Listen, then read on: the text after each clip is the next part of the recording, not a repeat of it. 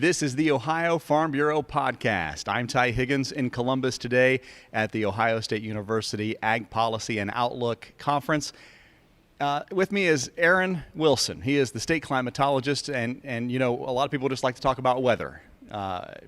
You'd like to talk about weather a lot. He is with us to talk about what to expect here for the wintertime, but also what to expect as far as the long-term future with climate change and everything that goes along with it in agriculture. Let's start with short-term. What are we looking for here as far as our winter months are concerned? Yeah, so Ty, you know, obviously it's been pretty dry over the last several months. We got a little rain from the remnants of Nicole, which are helping, and really I think that's a sign of more things to come as we head through the wintertime. We're going into another La Nina year. This is our third in a row. Typically that means we get pretty wet, especially after the first of the year around here. Temperatures I expect to be up and down, pretty big roller coaster, so we could see some snow, but some rain, maybe some ice, you know, the typical things we see here in Ohio's winter. Obviously, maybe not good news for us, but good news for the middle part of the country. It seems as though the Mississippi River, of course, we know levels are very, very low, but that Missouri River may not be helping due to a colder climate and maybe some more snow. We're going to have a little bit more of that liquid precipitation that may help along the long run. Yeah, certainly in the Ohio Valley, that's typically what we see in La Nina winters are a lot more water. The southern Mississippi Basin, not so much. Typically La Nina means drier conditions there.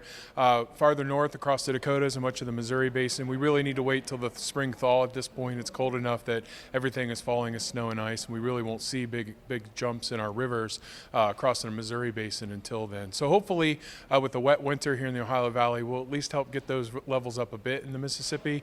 And then you know, going into next growing season, we don't have really strong signals for much of the plains or the northern Great Plains, so we'll have to just kind of wait and see and get till we get closer to that period.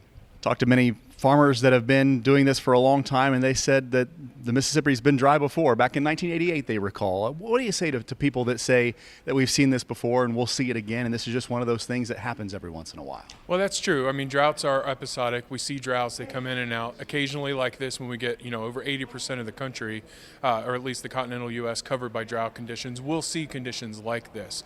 It's not something we see every year where we get Mississippi River, you know, obviously we've set some records or broke some records from 1988. So that's something to keep in mind. It's something that we do have to manage in the short term, and we can expect it in the future as well with you know, increased droughts and happening across much of the country as well. So it's something we have to deal with. We have seen it, but the likelihood of seeing it increases when we look into long-term changes here. Yeah, the one word you used quite a bit during your presentation today was volatility. And we've seen that, of course, in a lot of the weather events here in Ohio, but across the country as well. One of the things I wanted to mention to you is we got through an algal bloom season that lasted longer than it ever has in Lake Erie. Of course, the answer to why is because we had warmer, drier weather in the state for a longer period of time. Do you see that happening more often to where we have a longer episode of algal blooms in Lake Erie? Yeah, first, I think we're still trying to understand exactly this year's harmful algal bloom season. What were the full mechanisms, why it happened? So we'll have to wait a little bit on the causal mechanisms for that. Overall, our trends are looking warmer as we head into the fall, and if anything, wetter. Our conditions in the fall are likely to be wetter in the future. That's at least been what we've observed since the middle part of the 20th century, and we expect that to continue this century. But certainly warmer conditions, a lot more 80 degrees into September, even 90s, 80s lingering into October, Northwest Ohio. So that season then would be, you know, a little bit more conducive conditions of continuing that season, I think, longer on. But we still have some things to figure out. Obviously, weather has a role in everything we do, so it's, you know, obviously that'll be a part of the equation. What are some of the things you talked about today to the audience? Yeah, so we talked about drought, you know, drought, whether it's short-term or long-term phenomenon. We mentioned things about research is showing us rapid transitions in the Midwest where we go from extreme heavy rainfall into extreme drought conditions, and that can oscillate back and forth within a single year. We talked about long-term conditions. What would it mean for net zero carbon emissions in agriculture, for instance? And I think, you know, the answer provided obviously it would mean a decrease in the amount of emissions coming from the agricultural sector, which could then stave off even worse outcomes from climate change into the future. But it also would mean that we know a lot more about what climate smart really means. We would have more climate resilience across our fields and across our state, and these are all positive wins if we could get to that net zero carbon emissions goal. I think farmers have been climate resilient for a while now, right? They're finding ways to get the job done. Yeah, absolutely. Farmers are on the front lines. They're adapting, and that's why I think farming is such a critical leadership role, I think, for other sectors of how it can be done, how you can motivate forces, how you can adapt to those changes, combining research, combining outreach, combining education to get those answers. We see farmers, obviously, in all of our programs within Extension. They're thirsting for that knowledge and to apply that knowledge to adapt to these conditions that we're seeing on the ground. Aaron Wilson, state climatologist, joining us from Ohio State's Ag Policy and Outlook Conference in Columbus.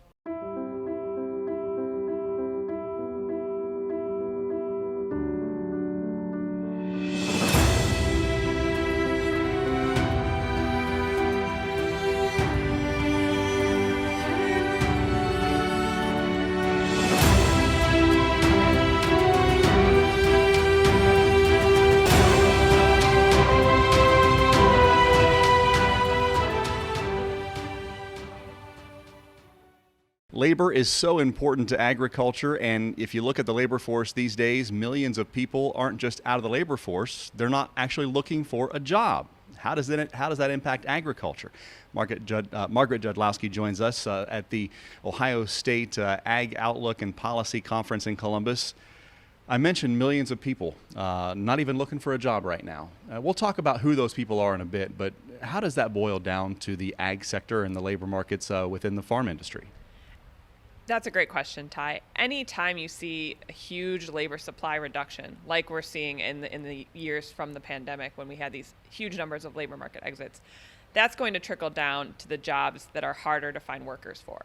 And for better or worse, likely worse, agriculture is one of those sectors where it's always been difficult to find workers. And then the minute you reduce the labor supply further, that's going to just trickle down to impacting agriculture even at the farm level. So if, a food service job is struggling to find workers, that only implies that it's going to be harder and harder for the jobs that are even harder to do and require, a certain set of skills, a certain, mentality, and it's going to be even harder to find workers to do those jobs, which unfortunately for those who are operating farms, looking for farm workers, even equipment operators, it's going to be very difficult to find people to do those jobs. A lot of things have changed just in the past 3 years. You've been following those trends since the pandemic. What are you seeing? I mean, the number one thing would be that number of labor market exits. So prior to the pandemic, we were at one level of people who were, as you said, not in the labor force, not looking for a job, not collecting unemployment, simply, not working. And that number of people has changed so dramatically since the pandemic. I mean, if I had the graph, I'd show you, but it's quite a significant spike. And then now we're just bouncing around at this new level of about 1 million people not in the labor market and continuing to stay out of the labor market.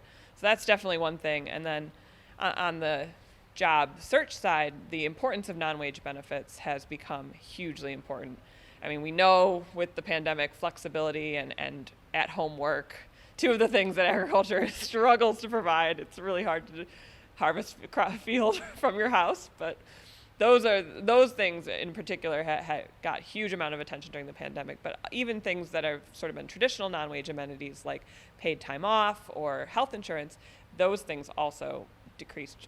The interest in those increased dramatically as a result of the pandemic. So people are looking for the best job that they could possibly find, not only in terms of wage, but also in terms of those non-wage things as well. How about the number of visa workers? How has that been impacted over the last 3 years? That's a good one. That's one I forgot. The number of people who are coming in to work in Ohio and even our neighboring states, if you think about our peer states, Indiana, Michigan, Pennsylvania, they're all seeing these increases as well. And so the number of visa workers, these are H-2A, temporary seasonal agricultural workers, the number of workers is growing exponentially in that category. And that's really surprising because, you typically hear about H-2A as it's a difficult program to use, it's costly, it's time consuming. And it never had a ton of laudits, for it as a program, but it's simply become, necessary for a lot of operations. And so we're seeing growth in that shows no signs of slowing down and is really projected to sort of, it's basically skyrocketing at this point. We saw a presentation earlier about the farm income outlook, and of course, farm prices are good. We had decent yields here in 2022, but a lot of that's being gobbled up by labor. What do wages look like in the ag force right now? So wages, particularly for those skilled people, they know they're few and far between. They know that there are not very many people who can operate equipment on a farm. they are really capitalizing on the lack of, competitive workers in their field, and they are seeing now wages, on average a little bit below 20, but for a very good operator, it's not unheard of to be earning $30 to $35 an hour operating equipment. And that, as you said, we're seeing high cash receipts, but a lot of that is being eroded by these input costs. Fertilizer is one, and it certainly, the increases in fertilizer and other chemical inputs have been huge, but labor is increasing as well, and it's really driven mostly by those really skilled people who do something that not very many people can do. How has all this changed the composition of what a farm worker looks like? So just like farm operators, farm owners are getting older and older, farm workers are aging as well. And so thinking about how we're going to attract young people back into farm work is something that's really, really important, and it is quite crucial because the average farm worker is aging. If we're looking at the farm workers who are coming from Mexico or coming from Central America, they're not coming in family groups anymore. They're coming, as individuals, and then it just simply changes the sort of mentality there, where the perception is that it's a much more of a temporary mentality, whereas before they'd been looking to stay in agriculture maybe their whole lives, and now it's just they're looking for those 5 to 10 years of really high earnings, again capitalizing on those high wages, and then maybe going back or exiting agriculture entirely. So we're seeing aging farm workers. It's putting a lot of pressure on the system. Where does technology come into play? I can't remember the last time I actually walked up to the register at McDonald's and ordered my food, because there's technology for that now. And technology in agriculture is one of the fastest growing parts of this industry. Where does that fit into the equation? That's a great question, and it is an exciting field because we're seeing a lot of these really fascinating developments around autonomous equipment and things of that nature that are all really designed to reduce your reliance on labor, because right now labor is one of the places where farms have the least amount of slack, and so they're looking to take on these machines that can replace these workers to the best of their ability. What it does change then is the kinds of workers that are needed. And so if we think about, who's going to repair that equipment if that equipment breaks down, that again goes back to you're simply changing your composition of employment from these maybe lower skill or relatively less skilled workers to those who are higher skilled and able to repair equipment, or you're then reliant maybe on an outside firm to come and send technicians to repair your equipment. All of that, again, relies on there being people to do those jobs as well. And right now we're still seeing huge demand for people in those positions, even without the increases in technology. And so it could, everyone thinks about it as a silver bullet, like the tractors are going to run themselves, but then they do need maintenance just like anything else. And so, there needs to be someone there to do that maintenance, and it's just going to change, the skills, and it's going to make people even higher value. And so it may mean less workers, but they may be better paid. So it may end up coming out in the wash.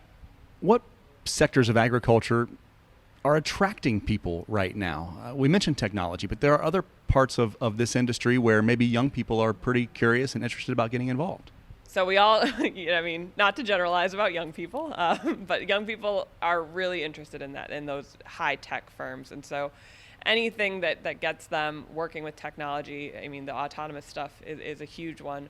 And this is mostly anecdotal. I don't have a ton of data about it because it's hard to survey young people. But, from the conversations I have in my classes with my students, a lot of them are interested in these high-tech, high-value jobs. And so if we think again about who's going to be operating our farms in the future, a lot of these kids, and it's great for them. They want to work in these, C-suites, and then they want to have a job where they're working, they're working with people and they're working with technology, which, is great for one side of the industry. But then if we think about who's going to go back and operate the farm, those people, we need to keep them interested as well. Part of that comes in the form of policy in Washington, D.C. We've talked about immigration reform for a long time at Ohio Farm Bureau, and I know that you've looked at it for a long time as well. We are a little bit closer than we have been in recent years with the Farm Worker Modernization Act. Where does that piece of legislation sit now, and what do you see for its future? Well, it had broad support from both parties. It had passed the House in March 2021.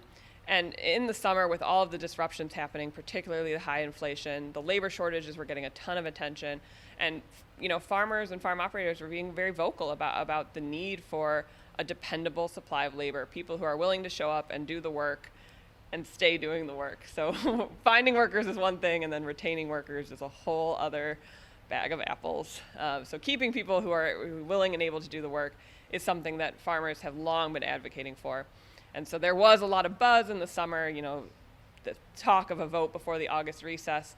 And then with elections looming, the appeal of working on such a bipartisan piece of legislation, unfortunately, that appeal did start to erode, and it sort of died off. Conversation died off ahead of those elections as we moved into the fall. And where we sit now, the latest update is that the Senate will release their version soon. So it has been read in committee now for the last almost year and a half. And so the Senate is developing their version of the bill, and the clock is ticking because we are in a lame duck session. The bill has to be passed before the next session of Congress starts. Otherwise, all of the gains that have been made, passing the House, getting that broad bipartisan support, all of that goes away, and we end up having to start over and vote on it again in the House, and then send it back to the Senate. And so that would be a huge step backwards for this bill. I mean, it's certainly not perfect, but it would be the first sort of step, particularly around that H-2A program that I talked about before. It would be the first step in updating that program to provide a responsive, rapid labor force for agriculture. Having the available workforce is one thing, but having them interested in continuing to be in agriculture is another. How do you see agriculture continue to entice these immigrant workers to come and do these hard jobs on the farm?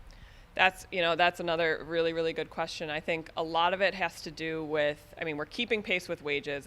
All the data that we have shows that all of the wages that are being paid in agriculture, from high skill to relatively less skilled, all of those wages are keeping pace with things like construction. Where agriculture might be falling behind, and it's a tricky spot to be in, but it's in terms of those on farm or job related benefits that are not the wage. So things like the opportunity to take vacation, whether it is paid or unpaid, health insurance, all of these other sort of things are attracting workers much more than they had in the past. And so that is a place where agriculture certainly has room to grow. It's difficult to say that, of course, because that it does come out of the bottom line, but in terms of attracting workers, it is going to be something that is not going away anytime soon, particularly when they have the outside option of a construction job that is offering vacation time or a health plan of some sort. So one of the many challenges in agriculture is labor. Margaret Jodlowski covers that at Ohio State's Ag Policy and Outlook Conference here in Columbus. I'm Ty Higgins. We'll see you down the road.